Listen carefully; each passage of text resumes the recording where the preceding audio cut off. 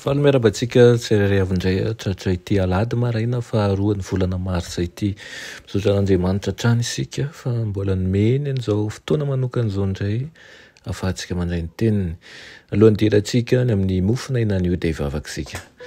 Andriamanitra tianay tsara indrindra misaotra anao izahay satria avy aminao ny fahavelomanay, misaotra ihany koa satria manome zavatsoa ary manamboatra ny amin'ny hoavinay manontolo mihitsy ianao.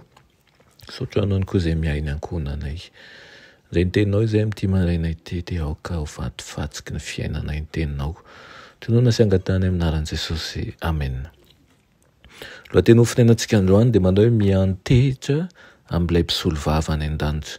Alaina ny Apokalipsy 2:24 manao hoe ary noho izany mifalia ary lanitra sy ianareo izay monina ao aminy, loza ho an'ny tany sy ny ranomasina fa nidina ho aminareo ny devoly sady manana fahatezerana lehibe satria fantany fa kely sisa ny androny. Amen. Iaran'ny fahatezeran'ilay dragona sy ny mpanompony, ireo izay mitanjona ny didin'Andriamanitra sy mitana ny filazanan'i Jesosy. Ataon'ny Satana tahaka ny baby azony izao tontolo izao ka anaparany mihitsy ny fanapahana na dia eo amin'ireo olona manao ny tena no kristianina aza. Tahaka ny nanomezany fo an'ireo firenena mpanompo sampy mba andevona ny Israely no ataony koa atsoatsy ary hanao izay tratra ny sainy izy mba hampiasana ny herin'ny ratsy rehetra handevonana ny vahoakan'Andriamanitra. Hoterenaka toy ny didin'olombelona sy handika ny lalàn'Andriamanitra ny olona, horahonana sy hampangaina ary ho vonoana ireo izay mitoetra ho mahatoky amin'ny tompo.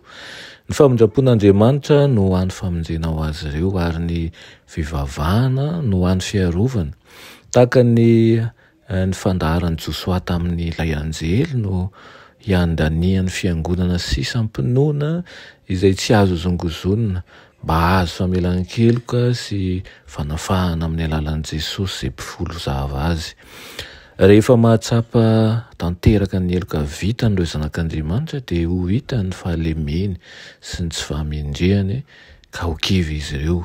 Ijoro manakaiky azy ilay mpaka fanahy hampanga azy, hiezaka hampifantoka ny saina amin'ny fitafiana maloto anaovany izy dia ny tsy fahatanterahany toetrany. Hiezaka hampivarahontsana azy ireo izy amin'ny fampidirana ao an-tsain'ny fiheverana fa mpamohy fo ny toerana misy azy ary tsy ho azo atao mandrakizay ny hanadiovana ny lotony hozy izy. Tenay ny mantsy fa amin'izany no handevonana ny finoan'izy ireo ka hampanekeny azy amin'ny fakapanahy sy halany amin'ny fanaran'Andriamanitra ary andraisan'ny mariky ny bibidia. Farany dia izao hoe tsy navela eo ambany fanapahany herin'ny ratsy anefa ireo mpianatry Kristy raha sendra nanota. Nibebaka izy, nitady ny tompony indray rehefa avy eo tao anatin'ny fanetretena sy tamin'ny fotorotoro koa dia niady ho azy ireo ilay mpisolo vava ka nanambara hoe hananatra anao anie Jehovah ry Satana, efa nanolotra ny aiko hoan'ireo fanahireo aho, efa vitako tombo-kavatsa eo am-pahalatanako ireo. Amen. Dia Andriamanitra tianay sady tomponay tsara indrindra misaotra anao izahay ny amin'izany teninao izany. Misaotra anay ihany koa mampitanjona anay ny amin'ny ho avy. Aoka izahay ahery amin'ny herin'ny fanahinao masina ka tokony teny fikasanao hijoro am-pahamarinana hankatoy ny didinao ary hitoetra ao anatinay ny ambo fa efa vita tombo-kavatsa eo am-pelantananao izahay. Amin'ny anaran'i Jesosy. Amen.